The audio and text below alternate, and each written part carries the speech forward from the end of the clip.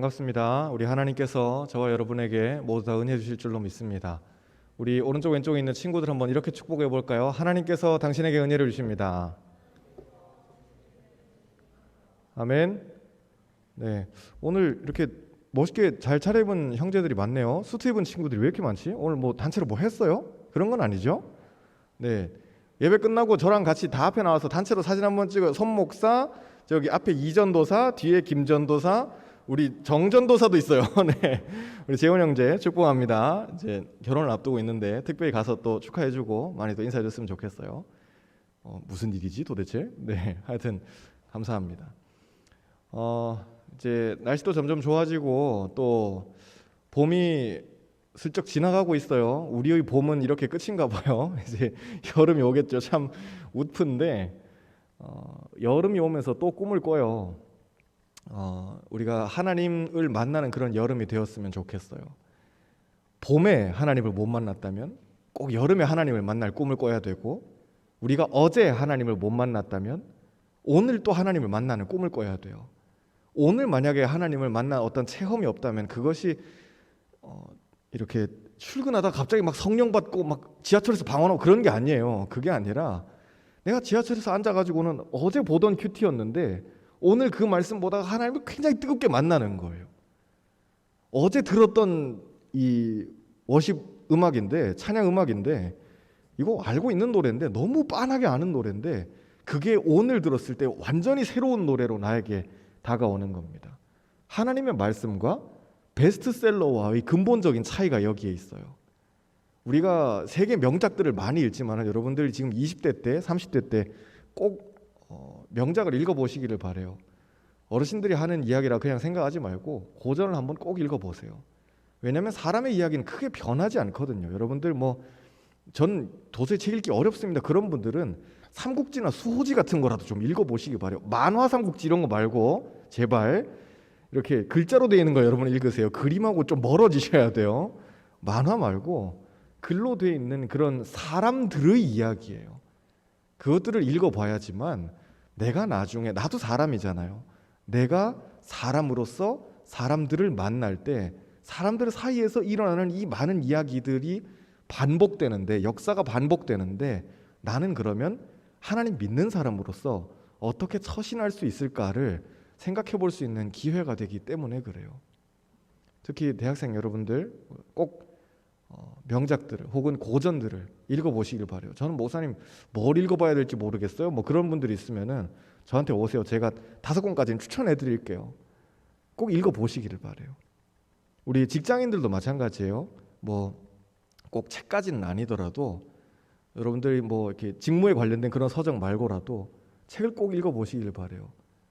두꺼운 책은 힘들다 그러면 요즘은 신앙서적들도 얇은 책들이 굉장히 많이 나와요. 이게 글을 쓰시는 분들도 트렌드를 따라가다 보니까 예전에는 200페이지, 300페이지 팀켈러 목사님 쓰는 책 이런 것들은 400, 500페이지 막 넘어가고 그러는데 그건 이제 저 같은 목사들이나 읽는 거고, 평범한 일상생활을 살아가시는 분들은 보면은 100페이지짜리도 사실 되게 얇은, 굉장히 두껍다는 그런 느낌을 가질 수 있는데, 최근에 코로나로 인해서 어렵고 또 힘들 때 인류는 어디로 나가야 될까? 인류 했었을 때 그 인류는 이제 우리 믿는 사람들이에요. 우리 믿는 사람들은 어떻게 해야 될까에 대해서 많은 어떤 신학자들이 이야기들을 많이 하셨어요. 존 파이퍼 목사님이나 아니면 팀 켈러 목사님도 그렇고 굉장히 많은 목사님들이 코로나 이후에 우리는 어떻게 해야 될까? 근데 책들이 보면 공통적으로 다 얇아요. 100페이지가 안 되는 얇은 책들이에요. 그래서 맘만 먹으면은 오늘 하루 연차 냈어요. 그러면은 연차 낸 그 하루 동안 후루룩 다 읽어볼 수 있는 그런 책들이에요. 그게 한번 대가의 책을 읽었을 때 저처럼 보잘것없는 목사의 설교 100편 듣는 것보다 저는 감히 그렇게 이야기할 수 있어요. 대가의 책 한 권 보는 게 훨씬 나아요. A라고 하신 분들 감사합니다. A 이런 소리들 들리는데 감사해요. 네, 우리 계속 출애굽기를 보고 있습니다. 내가 바로의 모습이 되어서 하나님 앞에서 고집 부리고 있는 것은 없는지 계속 우리 씨름하고 있는 거예요. 내가 놓아주어야 될 이스라엘은 어디에 있는지, 내가 버려야 되는 이스라엘은 어디에 있는지, 내가 포기해야 되는 내 뜻, 내 왕관, 내가 주장하는 내 권세가 어디에 있는지를 우리는 계속 생각해야 돼요. 하나님은 바로를 재앙으로 치신 것처럼 우리에게 표징을 보여주세요. 사인을 보여주신다는 거예요. 너 그리로 가면 안 돼. 너 그 사람 만나면 안 돼. 혹은 너 그 일 하면 안 돼. 라든지 아니면 이거는 이런 방법으로 좀 해야 되는 게 어떻겠니? 라든지 하나님이 끊임없이 말씀으로 경고하시고 혹은 사람을 통해서 말씀하시고 내가 읽던 책을 통해서 혹은 TV를 보다가 다양한 방법으로 우리에게 말씀하셔요. 우리는 바로가 이렇게 하나님한테 혼난 것만 듣고 참 뭐 별 볼 일 없는 왕이다라고 생각하지만은 역사학자들이 공통적으로 이제 이야기하는 출애굽이 있었을 정도, 역사학자들이 이제 지금 범위를 줄인 거는 한 200년 정도로 이렇게 플러스 마이너스 200년 정도로 이렇게 추렸어요. 그 연대기는 그래서 기원전 1500년 정도 플러스 마이너스 200이니까 1400, 1500, 기원전 1600 요 사이에 분명히 출애굽이 있었을 것이다라고 그렇게 사람들이 추정을 하고 있어요. 그런데 그때 당시에 이집트를 지배하고 있었던 왕조는 많은 왕조들이 있지만은 그 왕조들 중에서도 가장 잘 나가는 왕조였었거든요. 어떤 천문이나 역사나 지리나 그 사람들의 영토라든지 그리고 나라의 부라든지 군사력이라든지 그 많은 실제로 남아있는 기록들을 봤었을 때 굉장히 많은 부분에서 이 엄청난 부와 또 명예와 힘을 추구했던 그런 왕국이기도 합니다. 바로의 존재는 그래서 우리나라 역사에서도 왕권이 강할 때는 신하들이 감히 이렇게 도전을 한다든지 뭐 반란을 일으킨다든지 우리가 출애굽기 이야기를 많이 봐서 그렇지만 이건 노예들의 반란 이야기잖아요. 역사의 주관자가 되시는 하나님을 보지 못하는 사람들은 노예들이 반란을 일으켰구나라고 그렇게 쉽게 이야기할 텐데 이 노예들이 감히 왕이고 신이나 다름없는 그 파라오를 상대로 우리 성경에 나오는 바로를 상대로 반란을 일으킨다는 것은 꿈도 꿀 수 없었던 그런 이야기예요. 왜냐하면은 그 당시에 왕들이 특히 이집트의 18왕조, 19왕조, 20왕조 이때의 왕들은 자기들을 가리켜서 왕이자 신이라고 이야기했거든요. 태양신의 화신이에요. 우리나라의 무슨 박혁거세 신화처럼 그 신의 후손이 이런 개념이 아니에요. 일본에 일왕이 있지만은 그들은 뭐 이제 태양의 후예다 뭐 이런 이야기를 하지만 그런 후손 개념이 아니고 살아있는 신의 화신이에요. 그러니까 내가 곧 신이라는 거예요. 준비한 그림이 하나 있어요. 여러분들 한번 보시라고 하나 보여주시겠어요? 짜잔. 이 쓰고 있는 가면처럼 보이지만 저게 얼굴이에요. 라의 초상이에요. 태양신 라예요. 이집트 신화에서는 그 사람들 종교도 나름대로 체계가 있어요. 그래서 라는 태양신이고 곧 창조신이에요. 그리스 신화로 따지면 제우스 같은 그런 존재예요. 라로부터 수많은 강의 신이 나오고 바다의 신이 나오고 사막의 신이 나오고 어떤 모래의 신이 나오고 지금 우리 10가지 재앙에서 이야기했던 파리신, 개구리신, 메뚜기의 신, 천둥과 번개의 신, 토르 아니에요. 천둥과 번개의 신, 뭐 이런 많은 신들이 라로부터 나오거든요. 라는 신들의 아버지예요. 그런데 왕인 파라오가 이제 되었습니다. 감사합니다.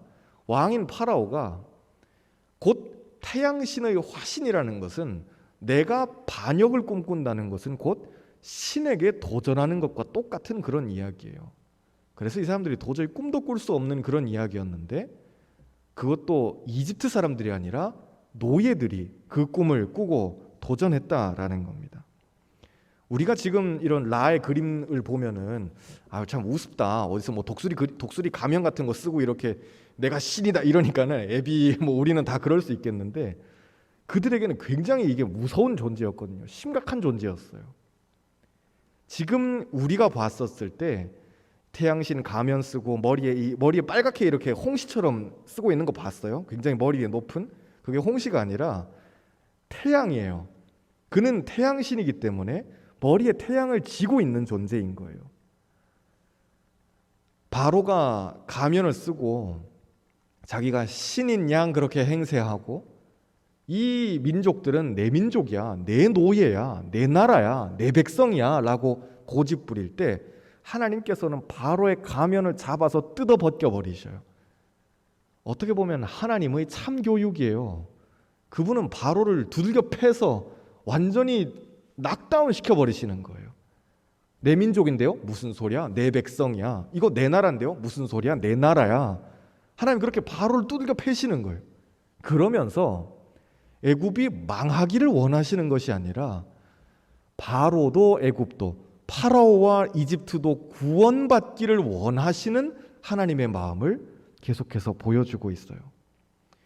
지금도 마찬가지예요. 좁은 관점에서 봤었을 때는 우리는 저 가면을 보면서 우스꽝스럽다. 옛날엔 무슨 가면 쓰고 저렇게 뭐 내가 신이네 뭐 이런 이야기하고 우리는 웃을 수 있잖아요. 그런데 우리도 마찬가지. 우리의 삶의 가면을 쓰고 내가 내 삶에서 주인이 되어서 하나님 이건 제 건데요. 이 공부는 제 거예요. 이 학위는 제가 해야 되는 거예요. 혹은 이 직장은 제가 컨트롤하는 거예요. 하나님 이직은 제가 할게요. 하나님 이 결혼은 내 거예요. 내가 꾸미는 나의 것들이 있단 말이에요. 그거 어떻게 보면은 모두 다 약한 인간의 모습을 뒤에다 감춰놓고 그럴듯한 가면을 쓰는 거죠. 우리에게 대표적인 가면이 뭐가 있겠어요? 우리에겐 SNS가 있잖아요. 다 행복해 보이는 이야기예요. 그래서 필요해요. 페이스북도 인스타도 다 필요해요. 저도 해요. 그런데 너무 거기에 남들이 올려놓은 거에 심취 안 하셔도 괜찮다는 이야기를 드려보고 싶어요. 왜 그럴까요? 페이스북에는 우울한 이야기 안 올리거든요. 내가 가장 행복했을 때의 이야기만 올려요. 인스타도 마찬가지. 내가 가장 맛있는 거 먹는 이야기를 올리지 1년 365일 빵지순례를 가진 저희 집에 있는 사람 이야기예요. 1년 365일 빵지순례를 가진 않거든요. 자매 여러분들 할렐루야. 오늘도 이렇게 뭐 대학로에서 맛있는 빵집이 나왔다 이런 이야기하면 어디 뭐 마포에 나왔다 그러면 기어코 막 찾아가는 그런 분들이 있단 말이에요. 아니길 바래요. 근데 우리는 매일 그렇게 살지 않잖아요. 내가 열심히 일해가지고 돈 모아가지고는 1년에 한 번 괌에 휴가 갔어요. 그래서 이렇게 멀리 석양을 보면서 내 발가락만 나오도록 해놓고는 사진 찍어놓고 행복한 괌에서 일주일. 그렇지만 우리가 1년 내내 괌에서 그렇게 즐기면서 살지는 않잖아요. 그런데 인스타에는 1년 내내 그런 사진들이 올라와요. 그러면 내가 그걸 보면서 이 빠지게 되는 함정은 뭐냐면은 자괴감이에요. 난 뭐지? 1년 내내 행복한 사람들의 이야기가 올라오고 1년 내내 재밌는 사람들의 이야기가 올라오잖아요. 아주 가끔이지만 페이스북에 인스타에 죽고 싶다는 이야기 그렇게 많이 올라오지 않아요. 힘들다는 이야기 그렇게 많이 올라오지 않아요. 엄마 아빠가 오늘도 싸웠어요. 아니면 나 직장 그만뒀어요. 때려치웠어요. 이런 이야기들을 페이스북에 많이 올리지 않아요. 그렇잖아요. 우리는 다 그렇게 가면을 써요. 행복해 보이는 가면을, 그럴듯해 보이는 가면을, 괜찮아 보이는 가면을 써요. 내가 이런 SNS상에 이렇게 내가 지금 이런 것들을 준비하고 있습니다라고 올린다든지 지금 내 결혼 준비가 이렇습니다. 내 지금 취업 준비가 이렇습니다. 나는 지금 오늘 이런 걸 공부했습니다. 혹은 나는 오늘 뭐 지희를 만났어요. 뭐 이런 이야기 올릴 수 있어요. 다 좋은 이야기들이에요. 그런데 내가 올리는 그것 말고 남들이 올리는 그것에 너무 휘둘릴 필요가 없다는 말씀을 드리는 거예요. 그건 어떻게 보면 그 사람의 1년 중 뭐 하루 이틀일 수 있거든요. 가면이잖아요. 우리가 라의 저 가면을 보면서 우스꽝스럽다. 무슨 가면 쓰고 뭐 신이라고 그러냐라고 하는 것처럼 하나님께서 우리를 보셨을 때도 너들 나 없이 안 행복한 거 알아. 나 없이 안 채워지는 거 알아. 하나님 그걸 알고 계세요. 하나님 없이 우리는 채워지지 않는 존재로 처음부터 창조되었어요. 그걸 아시는 하나님이시기 때문에 우리를 보면서 가면놀이 그만하라고 말씀하시는 거예요.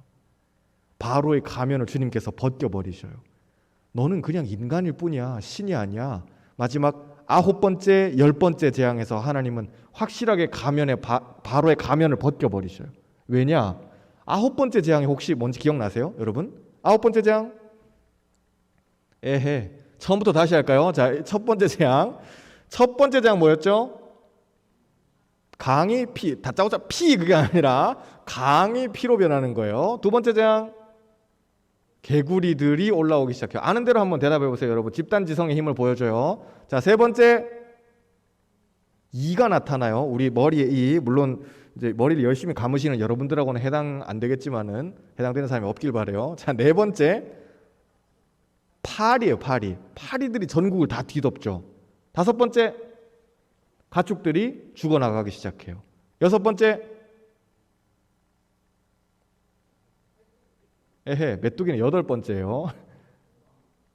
일곱 번째 우박 일곱 번째, 여섯 번째. 네, 큰일 났다, 큰일 났어. 자, 다섯 번째 가축들이 죽어나가고, 여섯 번째 독종, 그리고 일곱 번째 우박이 떨어지고, 여덟 번째 메뚜기, 아홉 번째가 뭐냐면은 흑암이에요. 그런데 이건 단순히 무슨 일식이 생겼다 이런 개념이 아니에요. 우리가 어두운 방 안에, 깜깜한 방 안에 문 딱 닫고 들어가서 불 안 켜버리면 완전히 먹물 속에 빠진 것 같은 그런 느낌 있잖아요. 그런 느낌의 흑암이에요. 불을 안 켜면은 일상생활이 불가능할 정도의 그런 흑암이 세상을 뒤덮어요. 그런데 여기에서 바로는 제대로 망신을 당하죠. 왜 그럴까요? 내가 곧 누군데? 내가 태양신인데, 태양신이 멀쩡하게 살아있는데 온 나라가 어둠에 뒤덮이는 것을 나는 어떻게 컨트롤을 해요? 못해요? 못하는 거예요. 나 바보 된 거예요. 열 번째 재앙은 뭐였죠? 장자가, 사람부터 시작해서 가축까지 장자들이 다 죽어나가요. 그런데 태양신이자 라인 나는 곧 무슨 신이에요? 창조신이에요. 생명신이에요. 난 모든 신들의 아버지고 세상의 근원이에요. 그런데 그런 내가 멀쩡하게 살아있는데 왕의 아들도 죽었거든요. 온 세상에 다 죽어나가는데 내 아들 죽는 것도 나는 내 힘으로 어떻게 하지 못한 거예요. 하나님께서 그 가면을 잡아서 뜯어버리신 거예요. 우리도 마찬가지예요. 우리가 가면 쓰고 괜찮은 척하고 아닌 척하고 아니면 잘하는 척하고 하나님 없이도 채워지는 척하면은, 혹은 하나님 없이도 뭔가 이것저것 할 수 있는 것처럼 그렇게 행세한다면은 하나님께서는 결국 우리의 가면을, 교회의 가면을, 나라의 가면을 그렇게 벗겨버리실 거예요. 코로나는 어때요? 이것도 하나님께서 우리의 가면을 벗겨버리시는 거예요. 인간이 하나님 없이도 이것저것 할 수 있을 거라고 자꾸 행세하니까, 하나님 행세하니까, 그래? 그럼 한번 해볼래? 하나님이 이렇게 세상을 간단하게 뒤덮어 버리시는 거예요. 세상이 이렇게 완전히 다운돼 버리는데, 낙다운 되는데 뭐 하나님 많은 거 필요하지 않으세요? 전염병 하나면 충분해요. 간단하잖아요. 앞으로도 얼마나 무서운 것들이 나타날지 알 수 없어요. 세계가 이렇게 하나가 되고 또 뭉치고, 혹은 왕래하기 쉬워지고, 물자들이 자유롭게 왔다 갔다 하고, 우리 뭐 로켓 배송받고 이런 거 참 좋은 세상이라고 하지만은 그만큼 위험한 세상이 돼 버렸어요. 예전이라 그러니까 뭐 몇 년 전이 아니에요. 1400년대 흑사병이 유럽을 휩쓸었을 때 유럽 인구의 3분의 1이 죽었어요. 여기 앉아 계시는 분들 3분의 1이 죽는 거예요. 굉장히 무서운 일이었어요. 그런데 3분의 1이 죽어나가는 동안 몇 년 걸렸냐면 20년 걸렸어요. 지금 우리 코로나로 인해서 몇 명이나 죽었을까요? 물론 흑사병만큼의 인구가 죽지는 않았지만은 죽어나가는 속도는, 지금 코로나 발병한 지 얼마나 됐죠? 1년 반?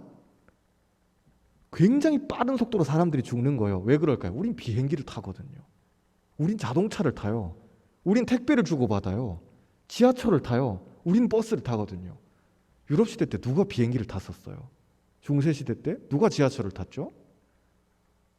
그들의 위생 상태가 우리보다 훨씬 더 어떻게 보면 낙후됐다는 것을 우리는 역사를 통해서 알고 있잖아요. 잘 씻을 수도 없고, 먹는 것도 깨끗하게 보관이 못 됐고, 참 어려운 시대였는데도 그래도 3분의 1 죽었는데, 지금 코로나는 거기에 비하면 죽어나가는 속도가 훨씬 빠르다는 거예요. 그만큼 굉장히 위험한 세상이 돼버렸어요. 하나님께는 이제 모든 게 더 간단해져 버린 거예요. 무슨 재난 영화나 뭐 인류가 망하는 그런 영화에 나오는 이야기들이 옛날에는 무슨 인류가 망해요, 허황된 이야기지, 그러고 넘어갔는데 이제는 정말 저렇게 될 수도 있겠다 싶은 그런 생각을 하는 시대가 돼버린 거예요. 사람이 하나님 행세하면 하나님께서는 언제나 사람의 가면을 벗겨버리셔요. 좀 넓은 관점에서는 그렇고, 우리가 좁은 관점에서 우리가 우리의 삶에서 하나님 행세하려고 하면은 이것저것 내 마음대로 내 뜻대로 하려고 하면 하나님 반드시 브레이크를 거셔요. 안 되게 하시고 엎어지게 하시고, 나랑 마음이 너무 잘 맞는 사람 같았는데 그 사람 통해서 또 마음 아프게 하시고, 혹은 교회를 섬기고 있는데 하나님 또 브레이크를 거세요. 주님, 난 교회를 섬기는데 왜 안 되게 하시죠? 왜 답답한 일들이 벌어지게 하시죠? 주님, 우리 교회는 왜 이래요? 그런데 그것이 하나님께서 우리에게 계속해서 보내주시는 사인인 거예요. 재앙까지는 아니지만은 재앙이나 사인이나 기적이나 다를 게 뭐가 있겠어요? 왠지 아세요? 이집트 사람들에게는 재앙이었지만 이스라엘 사람들에게는 그게 무슨 이야기예요? 승리의 소식이에요. 바로가 또 망신당했다는 그 이야기가 이집트 사람들한테는 도대체 무슨 일이야? 나라가 망하려나 보다. 다들 와들와들 떠는 이야기지만 이스라엘 사람들은 자기들끼리 모여가지고 무슨 이야기를 했겠어요? 이제 해방이 얼마 남지 않았다라는 이야기를 하게 되겠죠. 재앙이나 기적이나 사인이나 동일해요. 하나님이 왕이 되신다는 이 팩트를 드러내는 것에는 변하는 게 없어요. 이제 우리 김성호 집사님이나 엄한섭 집사님 세대는 이제 아시는 그 시인인데 송명희 시인이라고 있으세요. 이분 이제 여자분이신데 몸이 많이 불편하셔요. 장애를 가지고 계세요. 그런데 그분이 자기의 이 노래로 고백하면서 어떤 이야기를 하냐면은 내가 하나님을 만난 것이 이 아픔이 없었다면은, 이 장애가 없었다면은, 이 인생의 짐이 없었다면은 나는 과연 하나님을 만났을까? 라고 하는 그 고백이에요. 지금 나는 가진 것이 없어요. 그러나 주님께서 내 모든 것이 돼주셔요.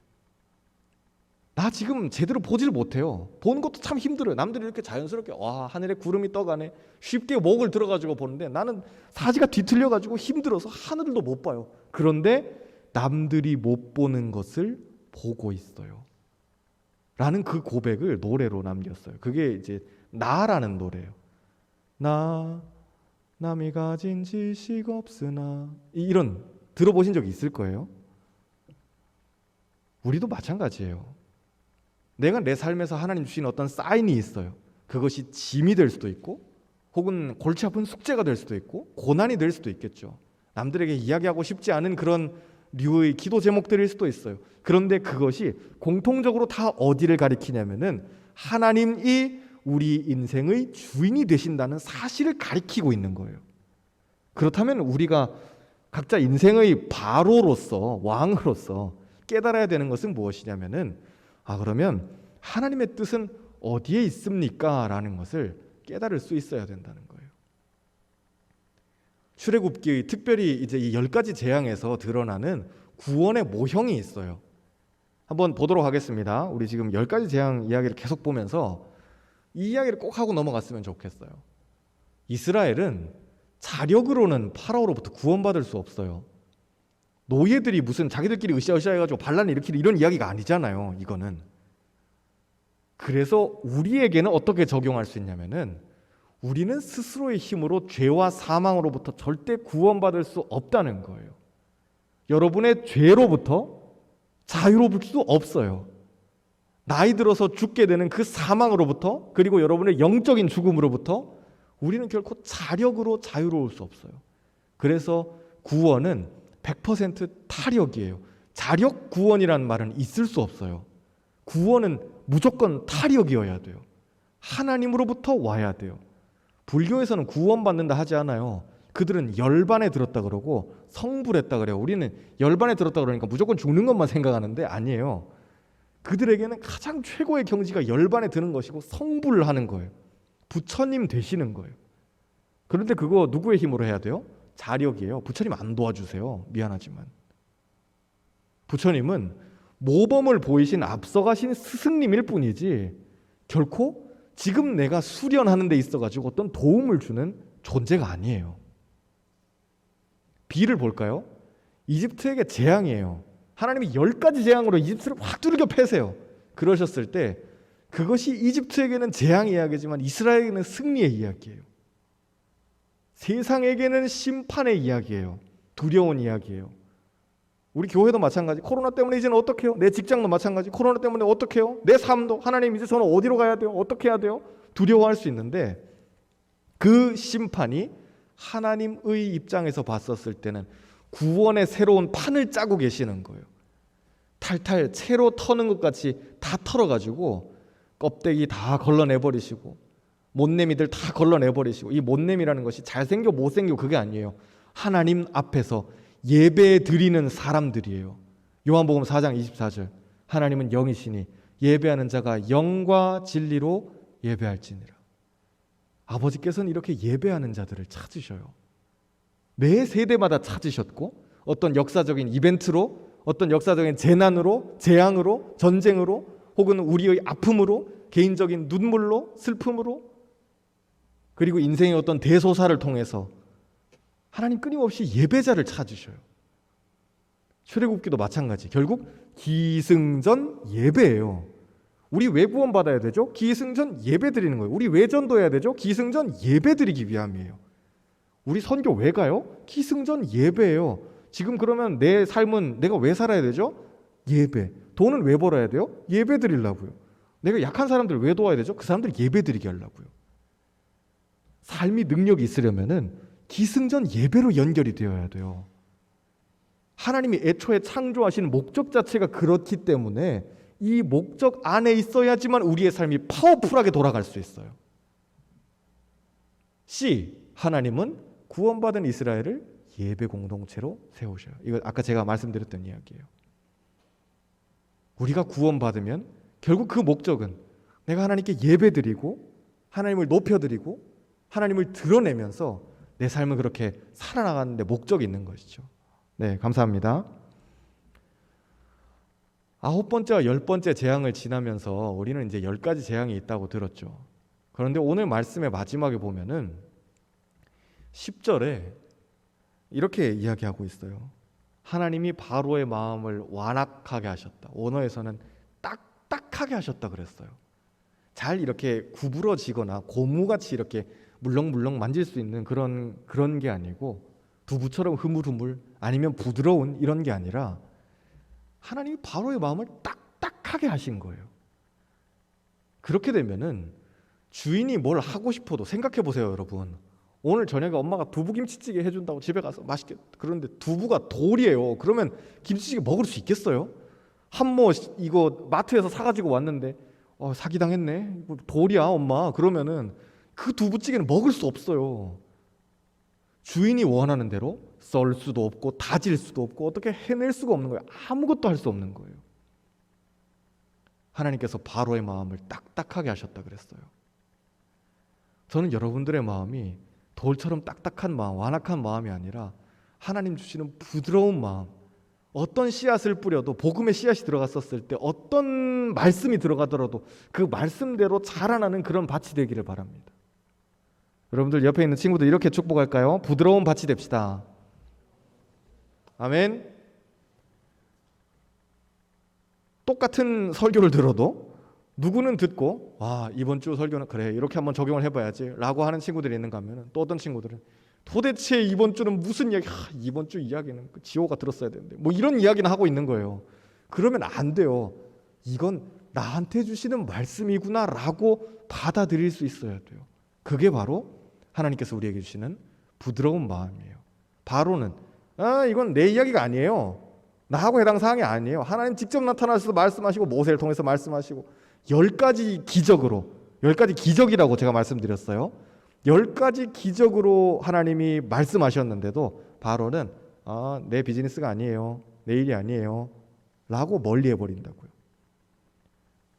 11번째 재앙은 뭔지 아세요? 하나님이 이렇게 말씀하시는데도 이렇게 못 알아듣는 게 그게 놀라운 기적이에요. 그게 놀라운 재앙이에요. 차라리 내 삶을 경영하는 내 강이 우리 기원전 1500년에 그 이집트의 어떤 농부나 어부가 됐다고 생각해봐요. 준영이가 나가가지고는 오늘도 강가에서 나일강에 나가가지고는 고기를 잡아야 돼요. 고기 잡아가지고 집에 가서 색시 드리면 큰일 나지. 색시 갖다 주고 아이들 갖다 주고 그렇게 해서 잡는 어부예요. 근데 강이 몽땅 다 이렇게 피로 변해버렸어요. 그러면은 생계를 어디서 해요? 우리에게는 직장이 사라져버리는 공포랑 똑같은 거예요. 나 당장 어디 가서 돈을 벌지? 인 거예요. 그런데 직장을 잃어버린 것은 정말 힘든 일이지만은 그래? 그럼 강에 나가서 일 못하면은 밭이라도 일구지 뭐. 밭이라도 일굴 수 있어요. 그지 않겠어요? 우리 준영이는 생활력이 강하니까. 근데 강이 몽땅 다 피로 덮여버리면 그래? 그러면은 시장에 나가서 장사를 할까? 아니면 밭이라도 일굴까? 생각이라도 할 수 있을 거 아니에요. 나라가 온통 개구리로 뒤덮였어요. 그러면 그럴 때 머리 좀 약삭 빠르게 돌리는 사람들은 개구리 가지고 장사하는 걸 또 생각을 했겠죠. 특가 개구리 뭐 이런 거, 자양강장제 개구리, 개구리로 만든 약, 세상에 온천지 개구리인데 뭐 개구리 장사 못 하겠어요? 파리는 어떻고 가축들은 어떻고, 가축들이 전국에 있는 가축들이 다 구제역 걸려가지고 다 쓰러지고 그러면은 그거 가지고 장사하는 사람들 없었겠어요? 또 있을 거라고요. 우박 마케팅도 하지 않았을까요? 머리 빠르게 굴리는 사람들은 그 정도 했을 거라고요. 근데 정말 무서운 것은 무엇이냐면은 10가지 재앙이 일어나더라도 도망갈 구멍이 있는데 11번째 재앙, 물론 성경에 있는 재앙은 아니에요. 하나님이 이렇게 말씀하시는데도 내가 이렇게 못 알아들으면은 그 재앙은 빠져나갈 구멍이 없다는 거예요. 하나님 이 바로의 마음을 완악하게 하셔서 이스라엘 백성을 보내지 않았다로 말씀이 끝나버려요. 그러면은 그 다음부터 하나님의 역사는 바로의 마음먹기와는 상관없이 그냥 진행되는 거예요. 회사에서 우리 모두가 다 존재감 있는 사람들이 되길 원하지만은 가장 비참해질 때가 언제일까요? 나랑 아무 상관없이 회사에 일이 돌아갈 때예요. 내 출퇴근과 아무 상관없이 그냥 회사가 굴러갈 때라고요. 그럼 나 출근 왜 해야 되지? 이런 거예요. 우리 아버지 세대, 삼촌 세대, 여러분들 중에 그런 일을 경험한 사람이 없기를 바랍니다만 출근했어요. 아무도 나한테 찾아오는 사람도 없고 뭐 프로젝트가 떨어지는 것도 없고 시키는 사람도 없고 찾는 사람도 없고 하루 종일 앉아가지고 뭐 이렇게 인터넷 뉴스나 보다가 6시 되면 가야 되나? 가고 책상 빼는 거예요. 이게 사람한테 일을 안 줘버리면은 그럼 머쓱해져가지고 저 그만두겠습니다 그냥 이 돼버리는 거예요. 하나님이 세상을 운영하셔요. 끌고 가셔요. 우리 인생에서도 간섭하시고 주관하시고 다 하셔요. 그런데 가장 무서운 재앙은 나의 이 존재와 아무 상관없이 세상이 그냥 돌아가고 있는 거예요. 내 가정이 나랑 아무 상관없이 그냥 돌아가고 있는 것이고, 내 학교가, 내 직장이, 내가 사랑하는 사람들이 나와 상관없이 그냥 돌아가고 있는 거예요. 하나님께서는 바로를 나름 왕인데, 나름대로 그래도 왕인데 왕과 상관없이 그냥 나라를 움직이시는 거예요. 그럼 난 뭐지? 나 왕인데? 가 돼버리는 거죠. 가장 무서운 재앙은 이 11번째 재앙이에요. 하나님이 이렇게까지 말씀하시는데 10가지의 기적을 보여주시면서 10가지의 재앙을 보여주시면서 이렇게까지 말씀하시는데 끝내 듣지 않고 하나님으로부터 돌아서 나오는 바로의 모습과 같은 우리의 모습일 수도 있다는 거죠. 저는 여러분들이 이번 한 주 또 말씀 묵상하시면서 하나님, 내가 주님께서 주시는 그 10가지 재앙 혹은 10가지 기적, 10가지 사인, 말씀 보면서, 책 보면서, 혹은 사람들과 대화하면서, 혹은 설교 들으면서, 기도하면서 깨닫는 하나님의 사인이 있다면은 꼭 깨닫고 돌이키게 하여 주옵소서. 그 기도를 하시기를 바라요. 하나님께로 돌이키는 것이고 내가 고집부리는 나의 이스라엘을 해방시켜 주는 거예요. 여러분의 이스라엘은 뭐가 있죠? 하나님 이건 제 거예요 라고 하는 나의 시간, 나의 작은 즐거움, 어떤 은밀한 쾌락들, 혹은 나의 미래, 내가 꿈꾸고 내가 디자인하고 있는 어떤 것들, 여러분들이 다 퍼져가지고는 그냥 뭐 이렇게 무능력자가 되라는 이야기가 아니에요. 하나님께 맡겨드리라는 거예요. 제대로 맡겨드리라는 거예요. 여러분들이 주도적으로 하셔야 돼요. 자리도 찾으셔야 되고 일도 하셔야 돼요. 공부도 하셔야 돼요. 멍하니 있으시면 안 돼요. 그런데 그 모든 것 위에 하나님께 맡겨드릴 줄 아는 주도성이에요. 하나님께 진짜로 맡겨드리잖아요. 그러면 거기서부터 건강한 주도성이 나와요. 하나님 이거 어떻게 해야 되죠? 그랬을 때 하나님께서 영감을 주셔요. 그럼 나는 그 영감을 가지고 또 일할 수 있는 거예요. 마지막으로 이 말씀을 하나 드리고 마치겠습니다. 11번째 재앙을 묵상하면서 저는 개인적으로 뭘까? 바로는 왕인데도 불구하고 왕과 상관없이 나라가 굴러가는 이 모양새는 도대체 뭘까라는 생각을 했어요. 저는 제 가정에서 가장이잖아요. 나름 아빠인데 아빠와 상관없이 가정이 굴러가고 있는 것은 아닐까라는 생각을 했어요. 저는 교회에서 목사잖아요. 목사와 상관없이 교회가 굴러가고 있는 것은 아닐까? 공동체가 그렇게 흘러가고 있는 것은 아닐까라는 생각을 했어요. 그저께 어진이랑 같이 앉아가지고 밥을 먹다가 웬일로 아내랑 로아가 없었어요. 어진이랑 둘이 앉아서 두 남자가 밥을 먹다가 어진아 이번 주에 교회 갈래? 이번 주에 어진이가 교회 오는 주간이었거든요. 학년별로 돌아가면서 교회를 나오니까 어진아 이번 주에 교회 갈래? 그래서 갈까? 온라인으로 할까? 뭐 그러고 있는데 제가 어진아 아빠는 피곤해 교회 안 가고 싶어 라고 이렇게 불쑥 이야기했거든요. 그랬더니만은 어진이가 안 돼 아빠는 목사잖아 그러니까 꼭 가야 돼 라고 정말로 그렇게 이야기를 하더라고요. 아내가 어디서 듣고 나왔는지 귀신같이 듣고 나와가지고 잘한다 목사보다 아들이 훨씬 낫네 설교는 어진이한테 시켜라 막 그러더라고요. 그냥 나도 모르게 어진아 너무 피곤해 아빠 교회 별로 안 가고 싶어 아빠 설교하는 거 무서워 힘들어 사람들 만나는 것도 싫고 신방도 힘들어 죽겠어 두려워 이러다가 뭐 코로나도 터지면 그래도 안 돼 아빠는 목사잖아 교회 가야 돼. 전 제발 제 아들이 목사가 안 됐으면 좋겠어요. 제발. 싹수가 이렇게 노래가지고 지금 목사가 될 것 같아요. 불안해 죽겠어요 아주. 여러분이 지금 처해 있는 삶의 자리에서 하나님 나한테 주시는 그 사인이 있어요. 재앙처럼 강렬한 기적과 같이 환한 근데 내가 몰라보고 있는 것일 뿐이에요. 정치인들은 무슨 별의 순간 그런 이야기를 하잖아요. 여러분들의 인생에도 별의 순간이 있어요. 하나님을 이렇게 치열하게 만날 수 있는 별의 순간이 있다고요. 버스 한 번, 두 번은 보낼 수 있어요. 근데 세 번, 네 번 이상 되면 더 이상 버스 안 와요. 여러분들의 인생에서 더 이상 기회가 안 온다고요.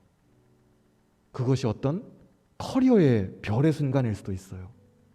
이미 지금 30대 넘어가신 분들은 한두 번 보냈을 수도 있어요. 잡으신 분들도 있고 아닌 분들도 있겠죠. 그런데 저는 여러분들이 하나님 만나는 그 별의 순간을 잡았으면 좋겠어요. 인생에서 매주 오지 않아요. 목사가 능력 있는 목사 같으면 좀 그러면 좋겠는데 매주 드리는 예배는 여러분 매일 먹는 집밥 같은 거예요. 저는 여러분들이 그 순간을 꼭 잡으셨으면 좋겠어요. 하나님이 첫 번째 재앙으로, 두 번째 재앙으로, 세 번째 재앙으로 반대편을 생각해 볼까요? 첫 번째 기적으로 내가 중학교 때 어떤 일을 통해서 내가 고등학교 때 이 수련회를 통해서 혹은 대학교 들어와서 이 선생님을 통해서 이 목사님을 통해서 아니면 내가 신앙생활을 하면서 청년부에서 만났던 이 언니를 통해서 이 형을 통해서 내가 어느 날 읽다가 말씀 보다가 내가 결혼하고 난 다음에 내 아내를 통해서 많은 별의 순간들이 있어요. 많은 재앙들이 있어요. 그건 우리에게 기회예요. 우린 재앙을 무서워할 필요가 없어요. 하나님 우리 편에서 싸우시는 이야기인데 우리가 그걸 왜 무서워해요? 우리가 이기는 이야기라고요. 그랬을 때 꼭 여러분들이 그 순간을 놓치지 말고 잡으시기를 바라요. 11번째 재앙은 당하면은 출구가 없어요. 빠져나갈 수 없어요. 죽는 것 말고는 답이 없어요. 저는 우리 교회가 그리고 여러분들이 그 재앙만큼은 당하지 않으셨으면 좋겠어요. 그 마음을 꼭 가지고 한 분 한 분 기도하는 마음으로 그렇게 주님과 동행하는 하루가 되었으면 좋겠습니다. 우리 찬양팀에게 부탁을 좀 일찍 드렸어야 되는데 죄송해요. 같이 기도하고 주님 큰 영광 받으소서 같이 찬양하고 오늘 축도하고 마쳤으면 합니다. 같이 우리 이 시간 기도하기를 바랍니다. 기도의 제목은 간단해요. 하나님 내 삶의 주인이 되어 주십시오. 여러분들이 앞두고 있는 삶의 이벤트들이 있어요. 그걸 하나님께 맡겨드리세요. 짧게는 내일의 출근이 될 수도 있고 혹은 내가 한 달 뒤에 해야 될 어떤 일이 될 수도 있어요. 누군가를 만나야 되는 일일 수도 있고 나의 연애일 수도 있어요. 그거 중요해요. 하나님께 맡겨드리세요. 혹은 내가 교회에서 섬기는 일이 있어요. 그거 하나님께 맡겨드리셔요. 내 맘먹은 대로 잘 안 되고 시험 들 때 그때 하나님께 맡겨드리셔야 돼요. 혹은 나의 결혼이 있어요. 그것도 하나님께 맡겨드리셔야 돼요. 그럼 하나님 분명히 책임져 주세요. 하나님이 나의 왕이십니다라는 그 믿음의 고백을 주님께 드릴 때 하나님 우리의 것을 해결해 주실 거예요. 그 마음 가지고 우리 같이 소리내서 한 1, 2분 정도 통성으로 기도하길 바랍니다.